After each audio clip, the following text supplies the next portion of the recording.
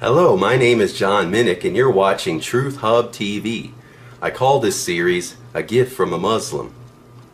In this episode I will introduce you to the gift and tell you the story of how I received it. I will also tell you a summarized story of Muhammad's life from a Sunni perspective. I will conclude by introducing you to the 5 pillars of Islam directly from a Sunni Hadith source. I hope you enjoy it. I received an unexpected gift about a week before Christmas of 2017. It's not groceries from Sprouts. It's something else not related to Sprouts, but this bag is what it came in. A friend at work surprised me by showing up at my cubicle and gave this to me. This was extremely generous on his part. It's an entire printed 7-volume set of the Sahih Muslim Islamic Hadith collection.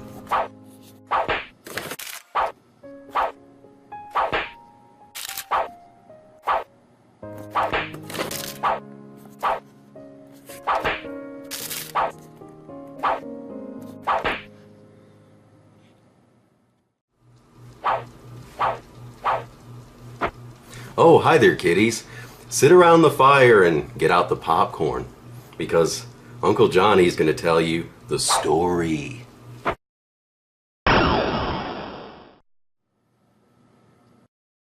Now, why would a friend at work give me a gift like this? Well, number one, he is a Muslim, most likely of the Sunni variety. From what I have heard, about 88% of the world's Muslims are Sunni, 10% are Shia, and the remaining 2% would fall into smaller sects such as Ahmadi, Salafi, Wahhabi, and many others. Number 2 reason why I got this gift, my Muslim friend found out that I had read through all of Sahih Muslim and was reading through Sahih al-Bukhari. At work, he is in the same team as my twin brother Daniel Mynyk, who hosts this Truth Hub site.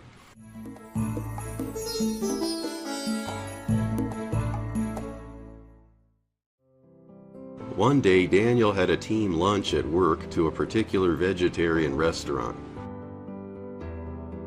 Daniel actually had a conversation with him about Islam, which had impressed him. In the conversation, Daniel told him that I had read through all of Sahih Muslim and was reading through Sahih al-Bukhari. This impressed him as well because he knew that we are Christians, and for many Muslims to know that a Christian has actually taken the time to read their sources and understand their faith is deeply respected. A couple weeks before Christmas of 2017, work had a Christmas potluck and white elephant gift exchange. Our Muslim friend went with us and joined us at the same table. While in line to the food, I joked about hoping that I don't end up getting a bottle of wine at the White Elephant because there were at least like 4 of them last year. Our Muslim friend asked why not. I replied that we don't drink alcoholic beverages and never have. He asked Daniel if he was the same, and Daniel agreed. Our Muslim friend was impressed because alcoholic beverages are forbidden in Islam. He may have not been aware that some Christians don't drink them as well. While we were eating, we talked about the foods that we brought and their ingredients. We got on the subject of different kinds of milks like rice milk, almond milk, and cashew milk. Our Muslim friend asked us if we had ever tried camel's milk. After discussing camel's milk with us, he asked Daniel if I was the one who had read Hadith. I immediately showed him my cell phone with the open app of Sahih al-Bukhari on it to show that I was in the middle of reading it, then told him that I had read through Sahih Muslim. He was impressed. He asked me how long it took to get through all of Sahih Muslim because he had never read it straight through himself. I told him that it took almost a year, but that it was because I was reading it mainly while on restroom breaks. But I told him that if he just sat down and spent a couple hours every night reading it, you might get through it in like a couple days. Actually, the previous year I had done the same thing with the Qur'an, as well as all of the Mormon scriptures, Book of Mormon, Doctrine and Covenants, and Pearl of Great Price. Anyways, he told me that they have the Hadith collections as printed volume sets and look up certain ahadith as needed, or when an imam or sheikh brings them up. I told him that that was pretty cool, having printed sets of that stuff. That's when he surprised me by giving me this newly printed 7-volume set of Sahih Muslim. I later that day looked online for this collection and saw that these printed sets are not cheap. So this was very generous on his part in buying this collection for me, and must have given this for me out of respect for the fact that I had been reading Sunni Hadith. If you want to have conversations with Sunni Muslims, learn something about their faith and literature. Read the Quran, read some ahadith, and or watch some lectures on Islam or debates between Christians and Muslims to get an idea of what Muslims believe. You will find that many of them will respect you greatly if you just show some basic knowledge of what they believe. From there, you can engage in conversation and ask questions to get them to think.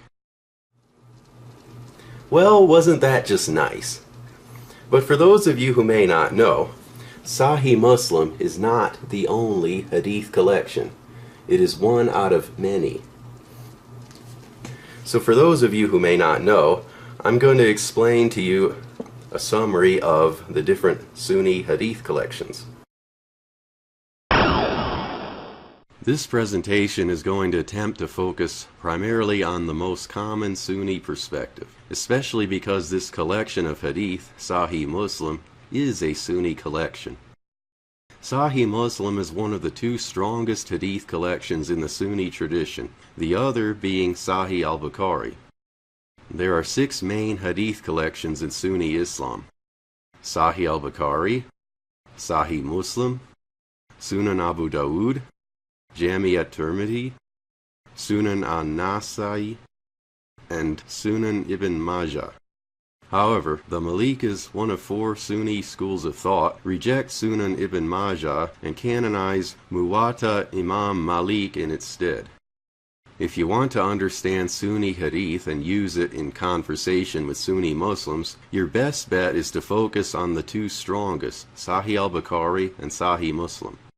Otherwise, trying to argue using a hadith from any of the other sources may get responses such as, "Unless you can show me that in Sahih al-Bukhari or Sahih Muslim, I am just going to acknowledge that as a weak hadith." That is what I am trying to do. As of this recording, I have read through all of Sahih Muslim from a free phone app prior to receiving this gift, and have read at least through volume 1 of Sahih al-Bukhari. Now that you have an idea of the Sunni hadith sources, I say we take a little tour through one of these beautiful bad boys, shall we? Alright, let's take a look at one of these volumes looks like. Sahih Muslim by Imam Abdul Hussein Muslim. Hadith numbers, editor, and translator. And final reviewer. Very nice cover, high quality. I like the green, gold, and red going on here. Jerusalem publishing logo. Beautiful artistic Arabic script on the back. Nice first spread design. Sahih Muslim Volume 1. Lots of fun copyright information and contact information. Similar information like you saw on the cover. Jerusalem Publications, one of the best publishers for these hadith collections. In the name of Allah, the most gracious, the most merciful. I think in Arabic it's like Bismillah ar-Rahman ar-Rahim. Copyright and ISBN information. Table of contents. Chapters of various ahadith. Notice that the chapters of ahadith are sorted under these bold headings. The bold headings are the books. Forward information explaining the purpose of the hadith collections. Information about Imam Muslim, who compiled this hadith collection about 250 years after Muhammad's death.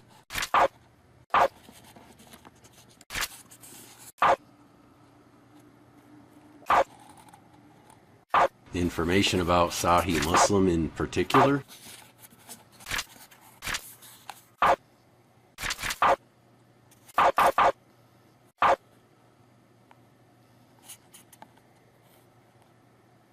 Ooh, an introduction by Imam Muslim himself. Now here's where the actual Hadith chapters start. Flipping through all the Hadith. Whee!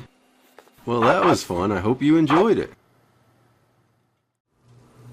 Now, picture yourself as a child in, say, 8th century Saudi Arabia, and you're growing up in a Sunni Muslim family. So, it's bedtime, and as you're cuddled up in bed, I'm going to pull out the storybook and tell you the story of Muhammad's life from a Sunni perspective.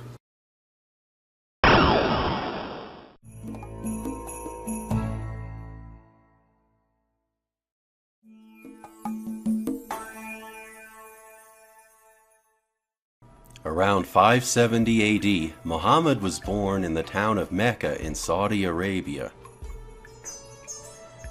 He was the son of a man named Abdullah and a woman named Amina. Muhammad's parents passed away early in his life, his father shortly after his birth, and his mother when he was only 6 years old. Muhammad's grandfather, Abdul Muttalib, took care of Muhammad until he was 8 years old, when his grandfather, Abdul Muttalib, died.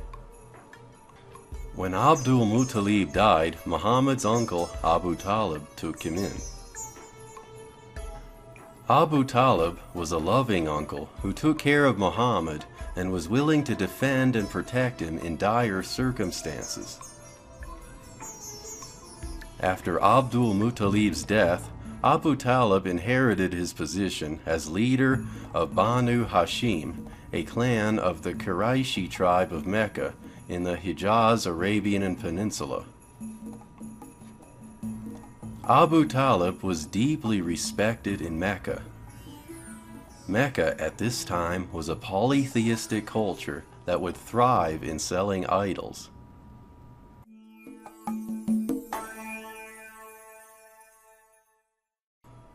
Abu Talib's position allowed Muhammad to get to travel in caravans all the way out to the region of Syria.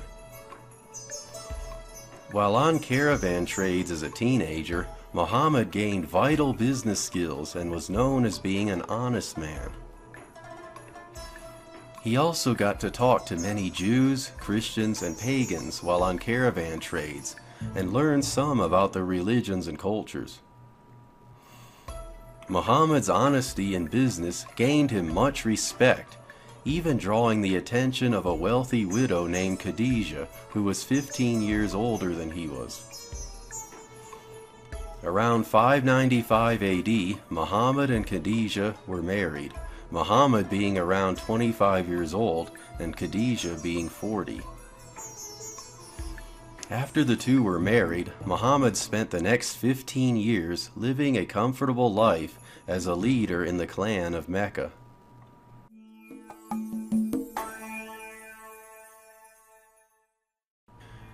During these days, Muhammad liked to spend some of his free time contemplating inside a cave on Mount Hira.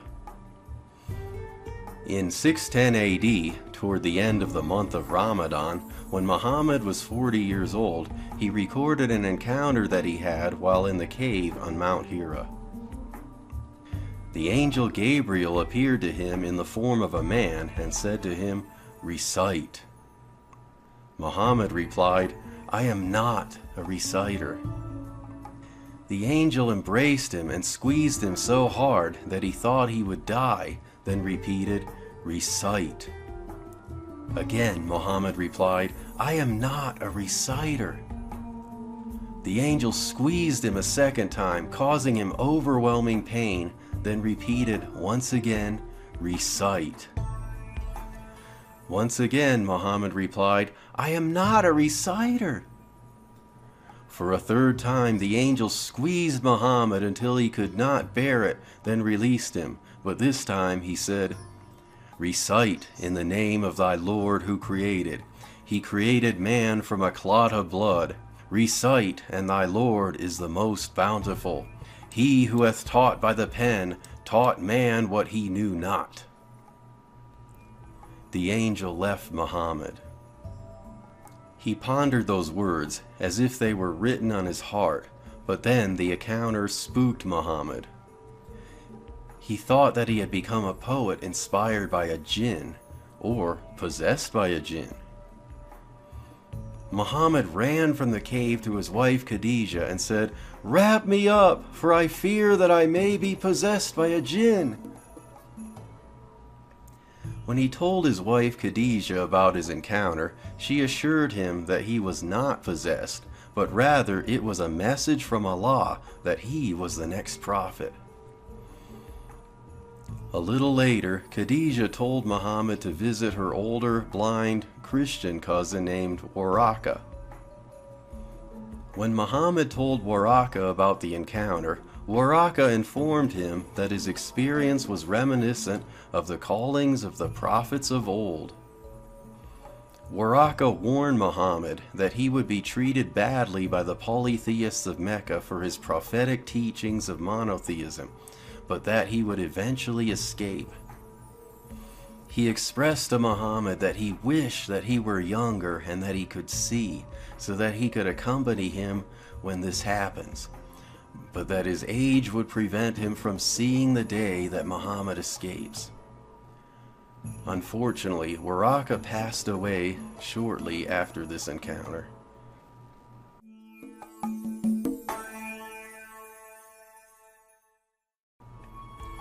For the next 22 years, Muhammad had revelations from Allah that would reveal the Qur'an to him in piecemeal.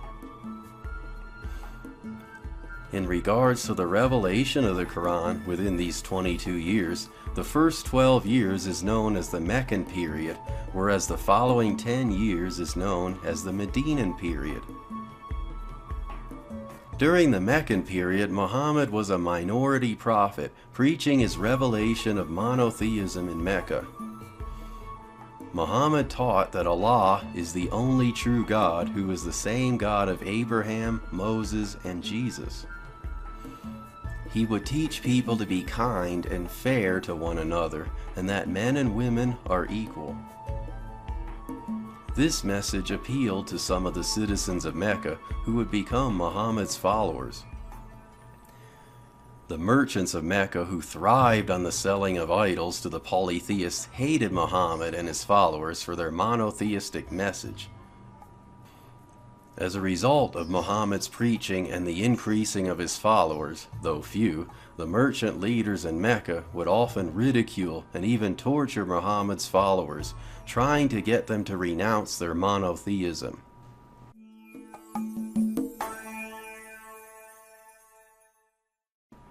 Around 621 AD, Muhammad took a journey in one night. On this night, when Muhammad was in the great mosque, the angel Gabriel came to him and brought Buraq, a great winged steed. Buraq flew Muhammad to Al-Aqsa Mosque, the furthest mosque in Jerusalem. While at this mosque, Muhammad tethered Buraq to the Temple Mount, then performed prayer. Gabriel presented Muhammad with 3 cups, one filled with wine, one filled with water, and one filled with milk. Muhammad chose the milk, which Gabriel afterward remarked as being the fitra, or natural instinct.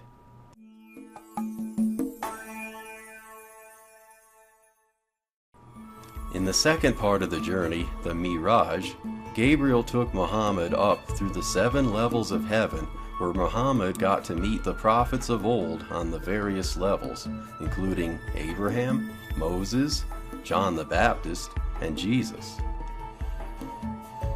At the highest level of heaven, Muhammad was taken to a holy tree called Sidrat al-Muntaha, where Gabriel was not allowed to pass.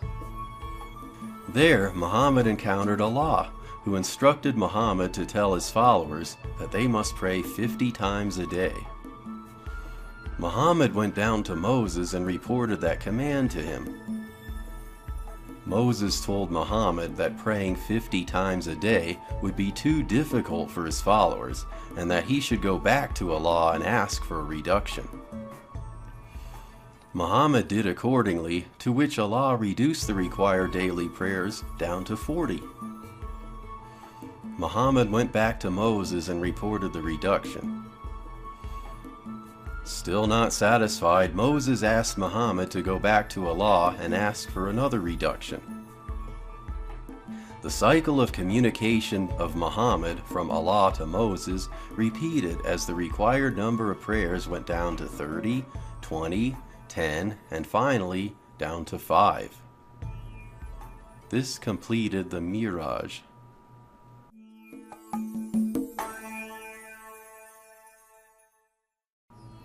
In 622 AD, the last year of the Meccan period, Muhammad and his followers, known as Muslims, made a journey 210 miles north from Mecca to Yathrib, later renamed Medina, which is interpreted the city of the Prophet.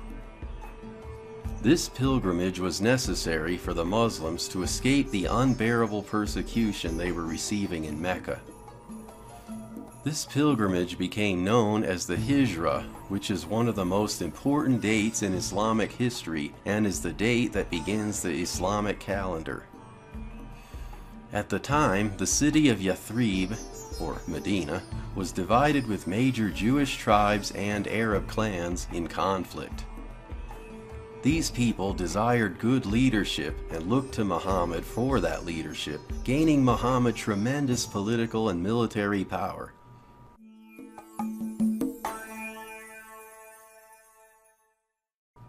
Not long after arriving in Medina, Muhammad ordered his followers to begin raiding Meccan caravans. With conflict with the Meccans and Medinans rising quickly, the Muslims fought and prevailed despite odds at the battles of Badr in 624, Uhud in 625, and Trench in 627.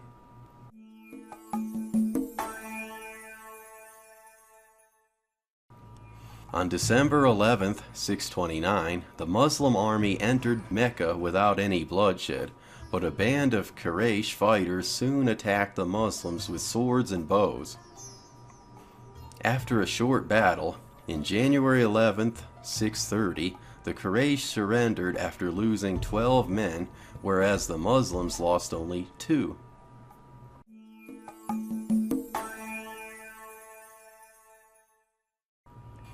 Muhammad entered the Kaaba, made a presentation that there is no God but Allah, and removed all the idols out of it.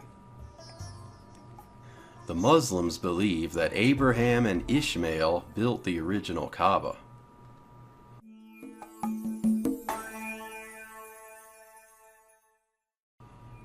Muhammad died on June 8, 632, when he was around 63 years old. The cause of Muhammad's death is debated. Some Sunni tradition claims that Muhammad was poisoned by a Jewish woman and died slowly from the poison over 3 years. Other Sunni tradition rejects such a death as ignoble for a prophet and claims that Muhammad died from a stroke or fever. Muhammad died on his wife Aisha's lap in her apartment and was buried there, where a green dome above it stands today. Wow, were you at the edge of your seats? Anyways, let's conclude this video by digging into Sahih Muslim and take a look at the 5 pillars of Islam, shall we?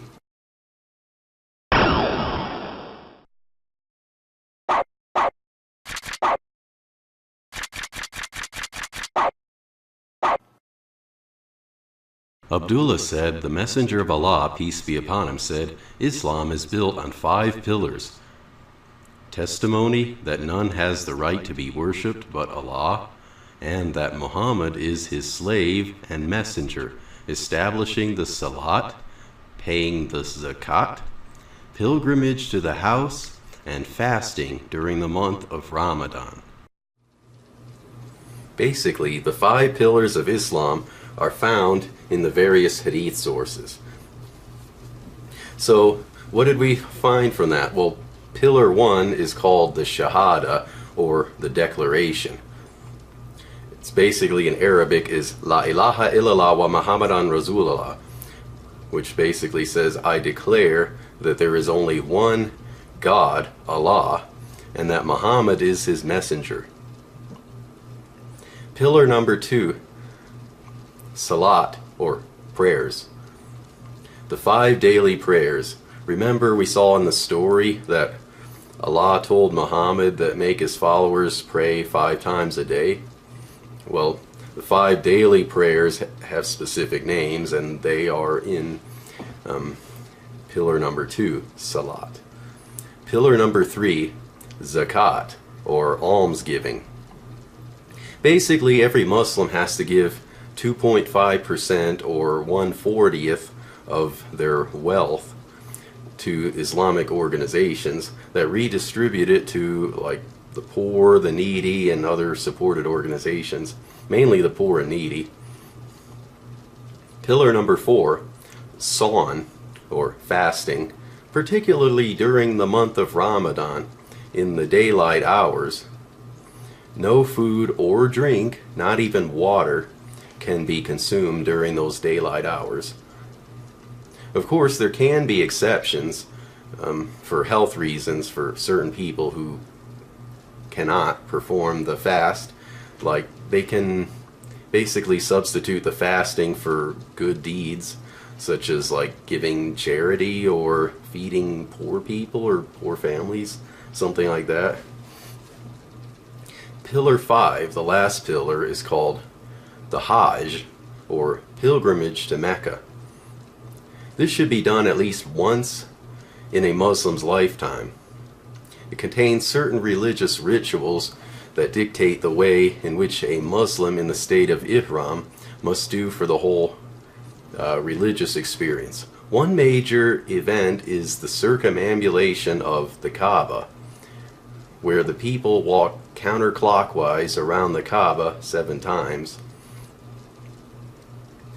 There are more details to Sunni Islam, but the 5 pillars are basically a summary of the major points of the faith. Well, I hope you enjoyed this episode of A Gift from a Muslim, and stay tuned for more episodes.